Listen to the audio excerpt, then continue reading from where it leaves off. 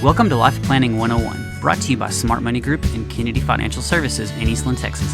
Tune in every week as we share important information to help you and your family live life on purpose.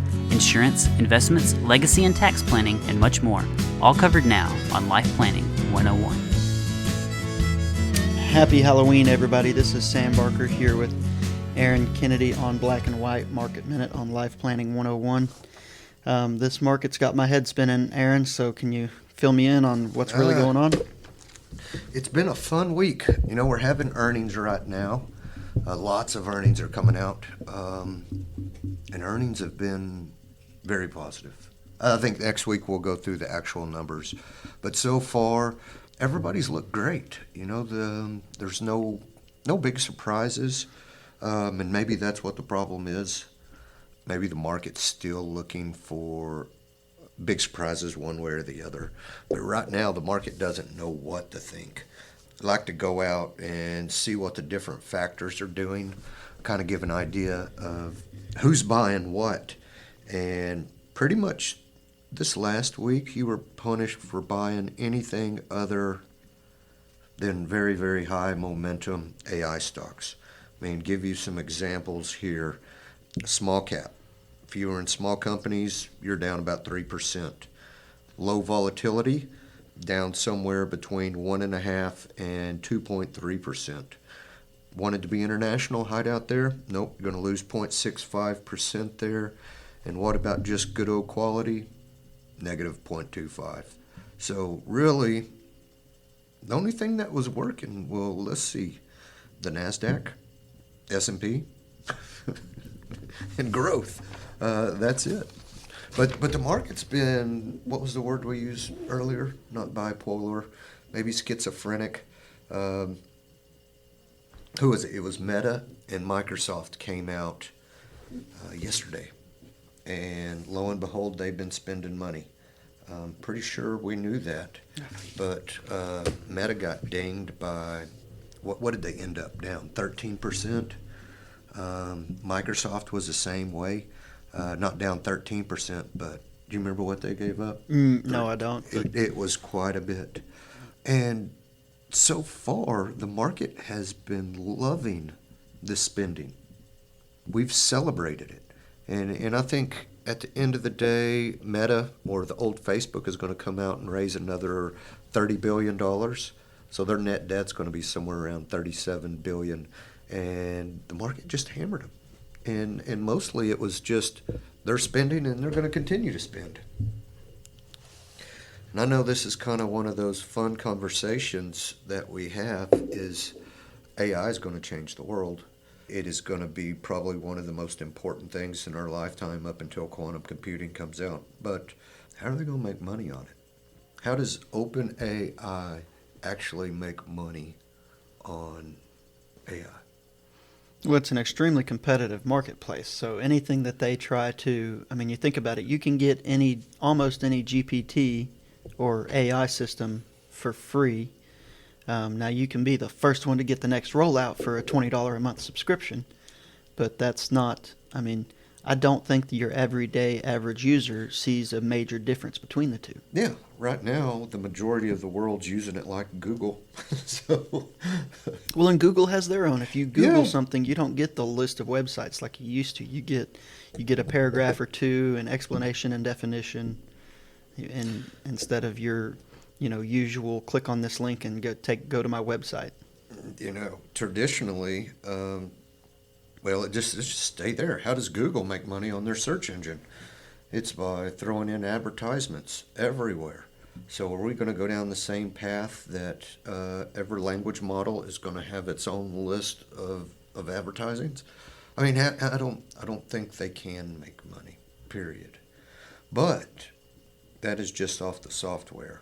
It's a lot like thinking who made money on the internet. So I think you can say everybody made money on the internet, but Al Gore did not make a penny for creating it. So where do we go? Where do we go from here?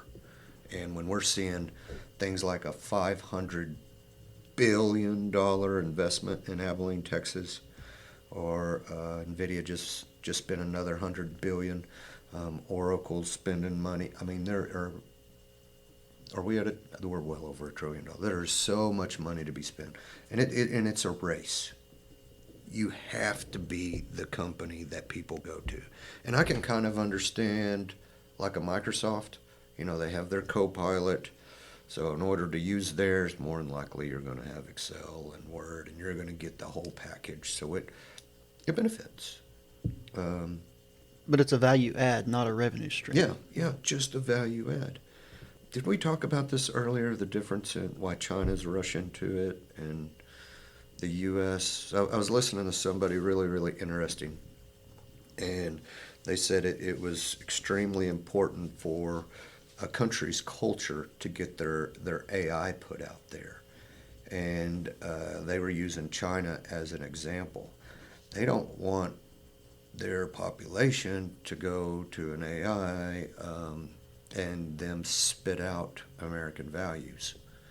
They really want the people of China to only understand or only see the language of the POC. Yeah, Propaganda. You could call it, I was going to say, you could call it one of two things. You could call it propaganda or alternatively influence.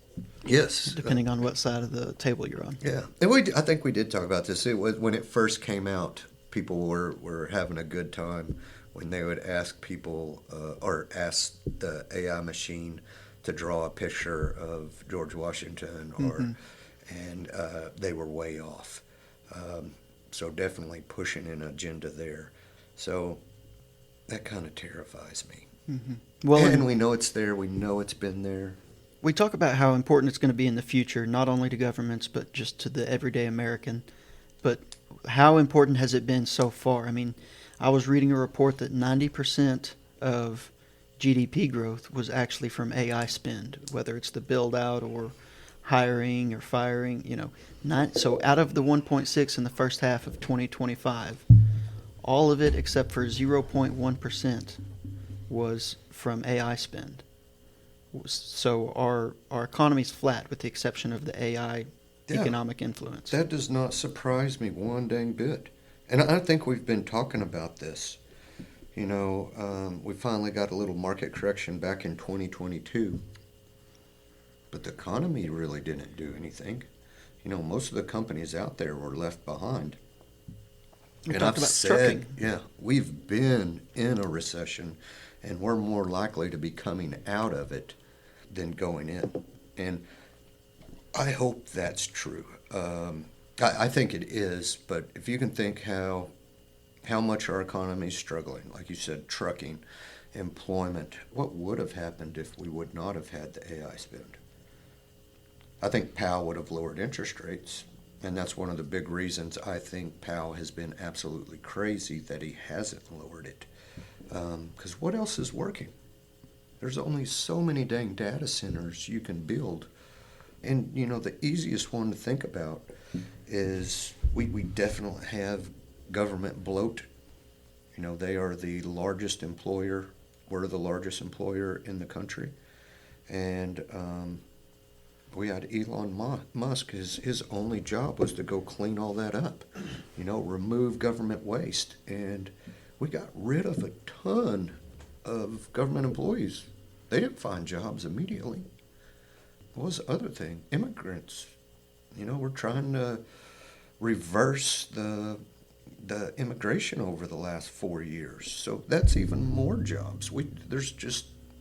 Employment's a scary number. And just the very fact that we're still sitting up there over 4%, it gives me a warm, fuzzy feeling that all these numbers are accurate, correct? Yeah. Yeah.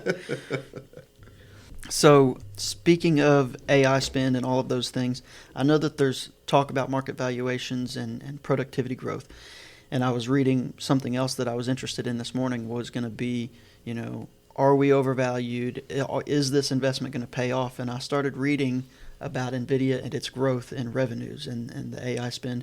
And I saw it be compared to things like whenever the car was invented. You didn't just have a car invented. that introduced interstate highways, which produced construction jobs, and introduced a different way to transport goods that was more Rubber economical. tires, I mean, yeah. gasoline. You just think about it, and I mean that's a wonderful little thought experiment. If we are in a recession, what happens when we come out? What happens if we come out and then we do get the productivity gains of AI? I'm thinking real GDP growth 4 or 5%. This could be incredibly huge, and I'm very, very excited about the next 10 years.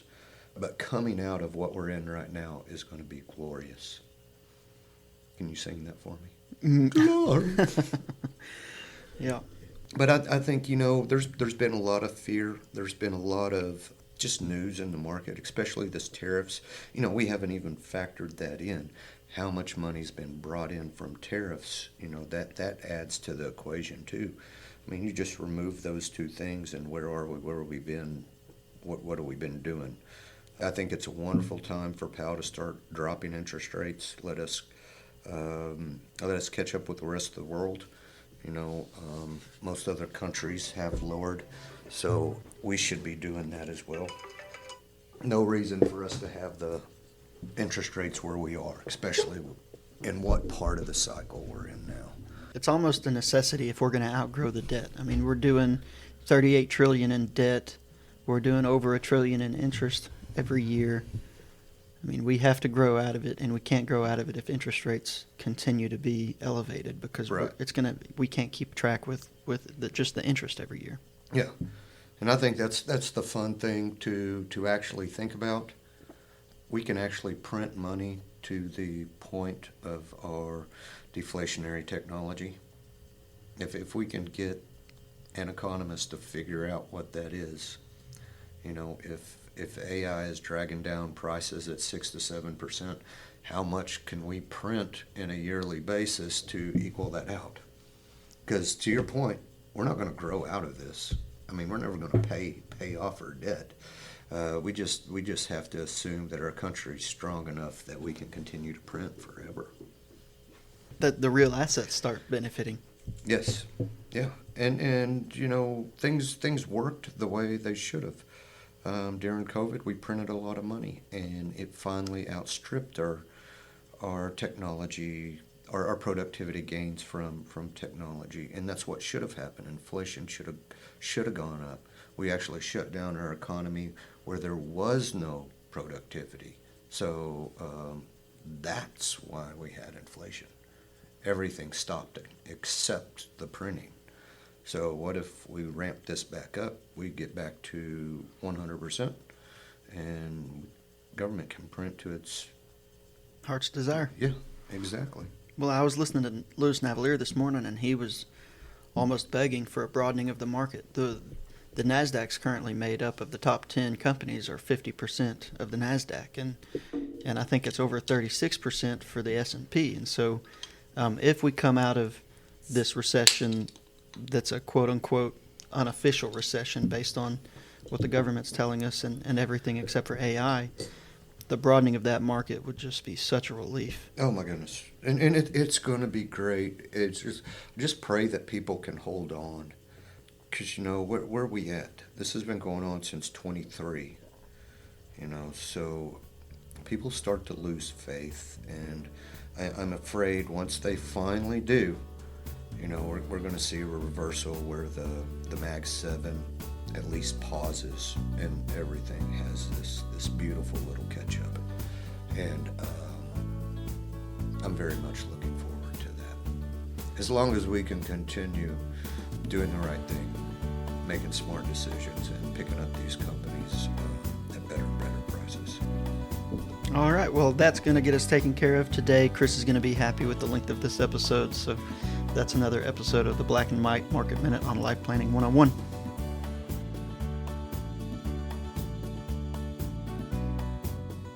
Thank you for joining us for Life Planning 101, brought to you by Smart Money Group and Kennedy Financial Services. If you have questions, you can email them to lifeplanning@kennedy-financial.com. Be sure to tune in next week for more Life Planning 101. The opinions expressed herein are those of the firm and are subject to change without notice. The opinions referenced are as of the date of publication and are subject to change due to changes in the market or economic conditions and may not necessarily come to pass. Any opinions, projections, or forward-looking statements expressed herein are solely those of the author, may differ from the views or opinions expressed by other areas of the firm, and are only for general informational purposes as of the date indicated. Securities offered through Calton & Associates Incorporated, a registered investment advisor, member FINRA SIPC. Investment advisory services offered through Smart Money Group LLC. Kennedy Financial Services and Smart Money Group LLC are separate entities and are not owned or controlled by Calton & Associates Incorporated.